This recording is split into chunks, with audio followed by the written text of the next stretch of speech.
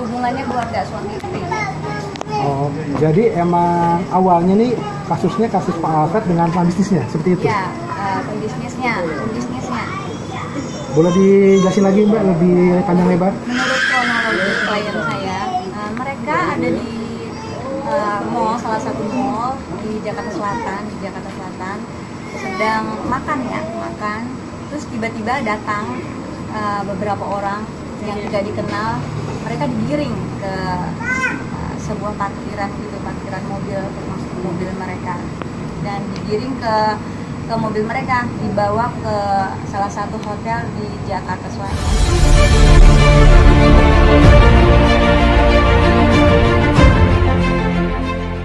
Memang awalnya adalah hubungan bisnis antara suaminya Mbak Tessa, Mbak Kaunang dengan terlapor ini. Terlapor ini pelecehan, yaitu udah bahasa daripada terlapor adalah kamu cerai aja sama suamimu, ya nanti mau nggak kamu saya nikahin, kawinin, udah nanti saya menghidupi kehidupanmu, ya kan.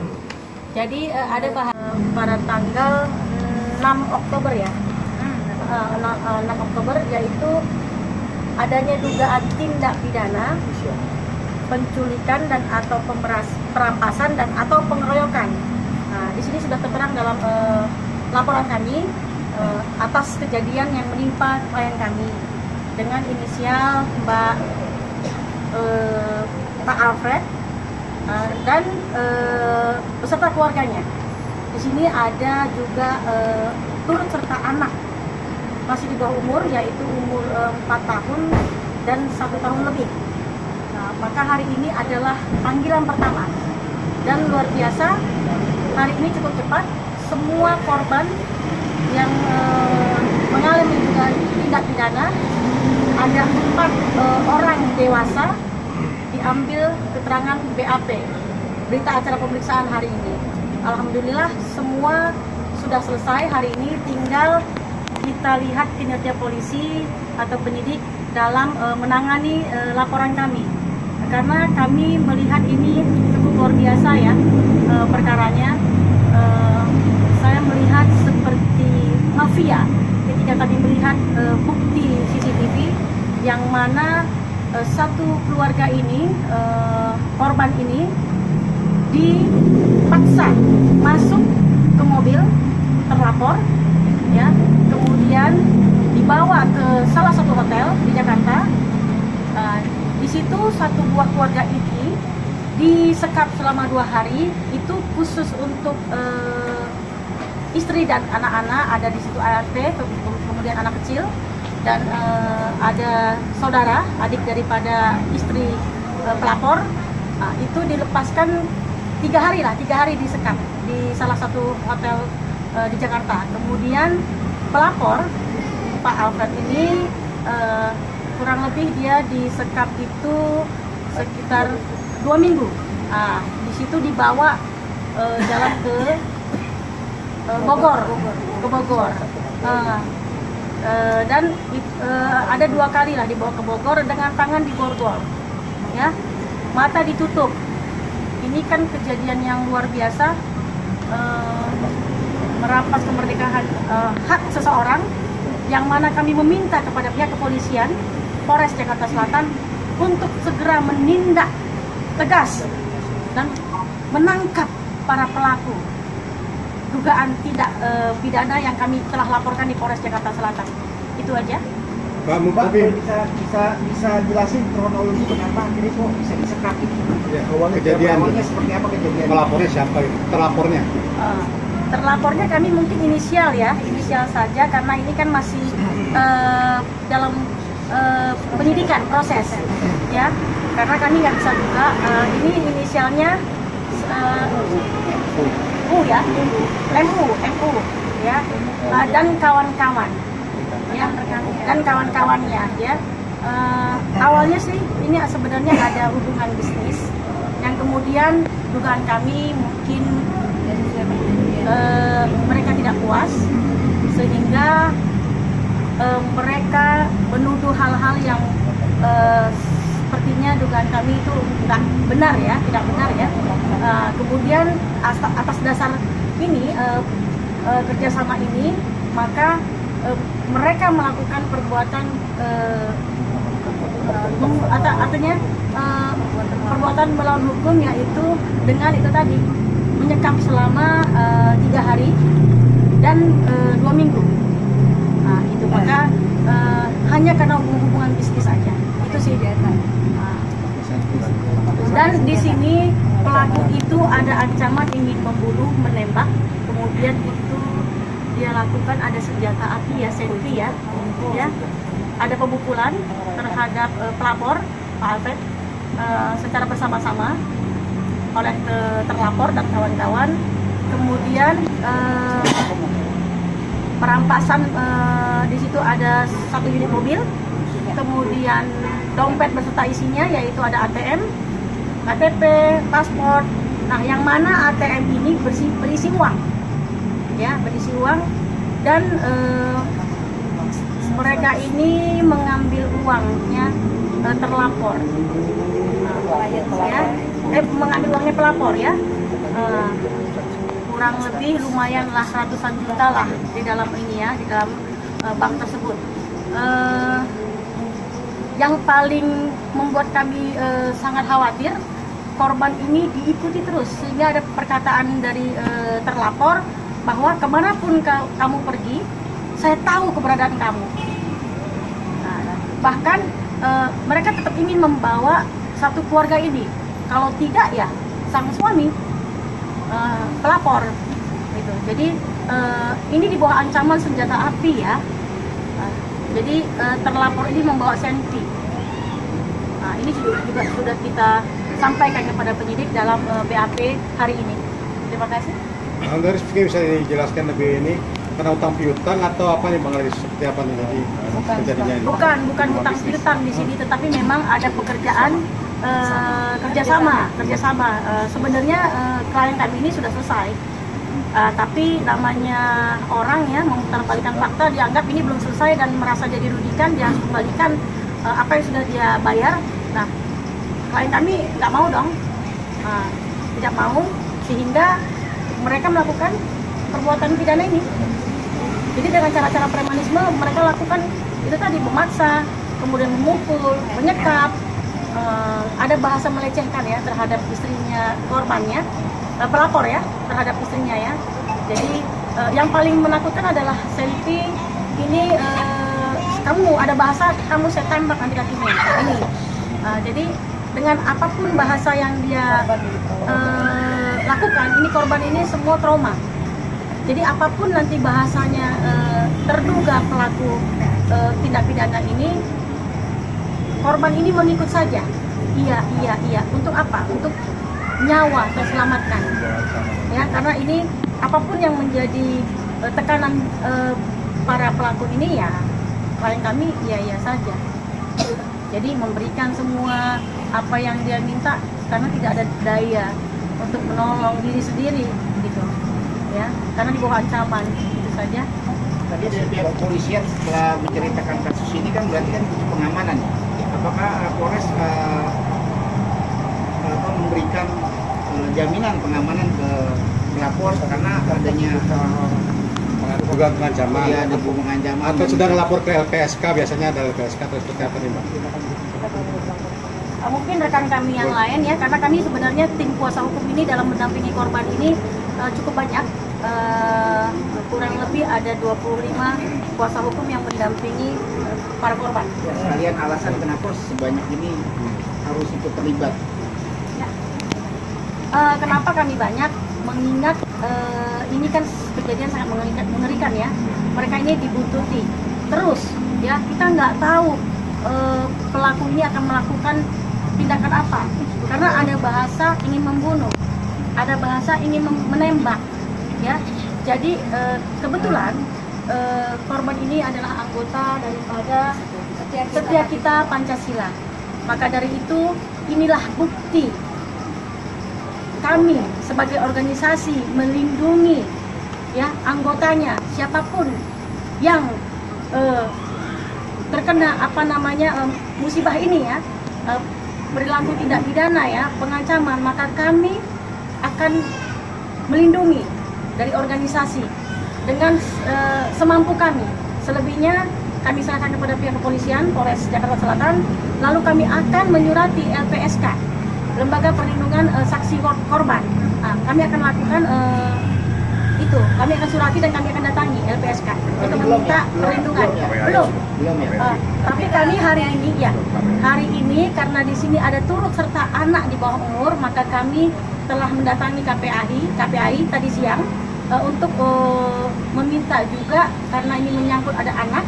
Jadi kami minta apa yang bisa dilakukan KPAI terhadap anak yang turut serta menjadi penyekapan, jadi korban penyekapan. Dari Polres sendiri memang sudah memberikan jaminan keamanan kepada pelapor. Itu kami yang pasti tahap pertama ini adalah BAP, berita acara pemeriksaan, yang mana nanti akan diproses. Maka kami akan berkoordinasi dan meminta kepada pihak kepolisian pengamanan terhadap korban-korban ini. Itu aja. Jawaban dari pihak kepolisian yang ditanya keamanan, apakah langsung cepat atau masih dalam proses? Karena kan ini ancaman-ancaman ini kan tiap hari ya. Bisa juga malam ini, bisa besok. Ya. Terus bagaimana tindakan dari pengacara? Karena hari ini kami sudah 1 harian ya membuat laporan di KPAI, kemudian hari ini BAP udah sampai malam.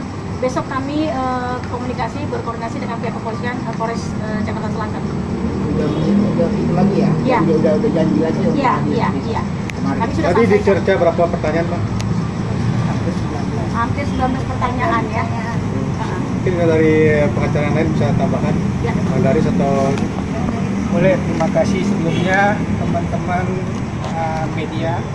Ya, ini terkait klien kita di sini, ini sangat ya kita sayangkan ya adanya pelaku di luar sana yang telah mengintimidasi klien kita ya beserta keluarganya yang sampai saat ini ya mereka berkeliaran di sana, dan kita minta ya dari Polres Jakarta Selatan sendiri untuk segera menindaklanjuti ya terkait permasalahan ini, supaya kenapa proses hukum tetap berjalan ya, perlindungan hukum pada klien kami tetap dijaga dan tetap harus dilindungi, dan kita juga minta ke depannya adalah supaya kasus ini terang benderang. Karena kenapa? Ini akan menjadi perhatian yang sangat luar biasa ya, khususnya rekan-rekan media yang nanti akan segera mengekspos beritanya nanti ke depan ya, yang mana kita juga nanti ya segera pelaku tersebut ya dapat dihadirkan di Polres Jakarta Selatan untuk ya dimintai pertanggungjawaban terhadap klien kita yang memang sangat ya kita sayangkan. Sampai saat ini dari keluarga klien kita ini ya, baik psikis maupun psikis ya beserta anak sendiri ya itu sangat ya merasa terluka ya, dan sangat trauma berkepanjangan. Nah, ini kita minta dari Polres Jakarta Selatan untuk segera memproses ya secepat mungkin, supaya klien kita juga beserta keluarganya juga nyaman di depannya dan tidak dihantu-hantui oleh para pelaku yang ada di sana. Itu saja sih menurut saya. Dan untuk pengetahuan rekan-rekan media, sampai hari ini korban masih ada di rumahnya Pak Ketua Umum Setia Pancasila. Jadi artinya sampai hari ini pun korban belum bisa melakukan aktivitas dengan leluasa, dan sampai karena adanya ancaman. Sebelum ini pun, setelah ancaman ini terjadi kemarin itu sempat mereka mendatangi rumah Ketua Umum Setia Pancasila dan ingin melakukan hal yang kedua untuk pengambilan paksa. Tetapi kami dari Setia Pancasila, saya dan Ketua Umum, kami tetap mempunyai prinsip, dan kami sempat berdebat diskusi dengan mereka sedikit, dan kami tetap berprinsip bahwa kami tidak akan memberikan saudara Alfred kepada mereka, dikarenakan mereka datang dengan diri mereka sendiri, membawa diri mereka sendiri dengan tidak membawa apapun. Artinya mereka tidak membawa laporan dari kepolisian atau surat penangkapan dari kepolisian. Nah, ini yang tidak mau kami lakukan, sehingga sampai hari ini pun mereka masih berada di rumah Ketua Umum Setia Bidang Pancasila Anda semua. Jadi kami minta dengan hormat untuk pihak kepolisian, khususnya orang-orang Polres Jakarta Selatan, tolong mempercepat proses ini karena hal ini sangat mengganggu kenyamanan kami pun sebagai Setia Bidang Pancasila yang melindungi anggota kami maupun korban. Itu saja dari saya, mungkin ada masukan dari Ketua Bidang Hukum kami. Baik, terima kasih. Saya rasa tadi cukup bicara tadi. Masakan satu kali lagi saya minta ya kepolisian segera bergerak cepat, menangkap kalau perlu segera, karena bukti semua sudah jelas, sudah kita kasih semua di BAP tadi semua. Jadi saya rasa itu cukup. Terima kasih. Oke, sebentar, karena ini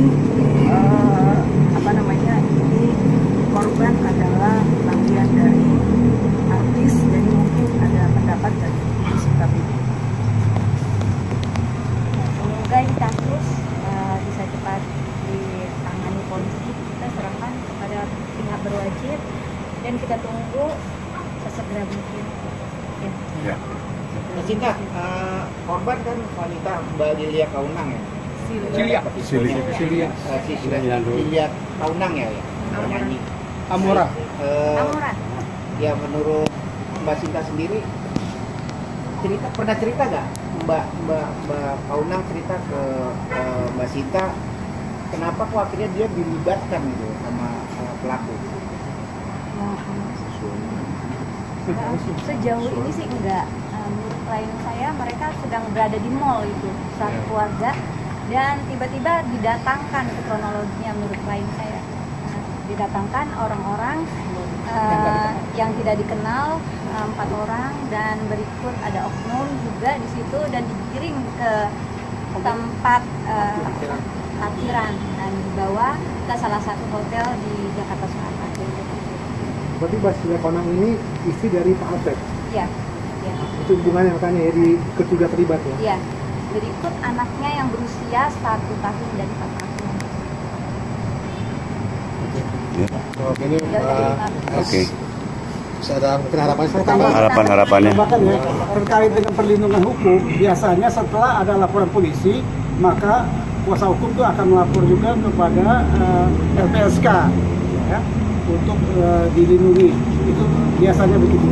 Kami surat itu bisa menjadi dasar kami untuk melakukan pelaporan di LPSK. Terima kasih.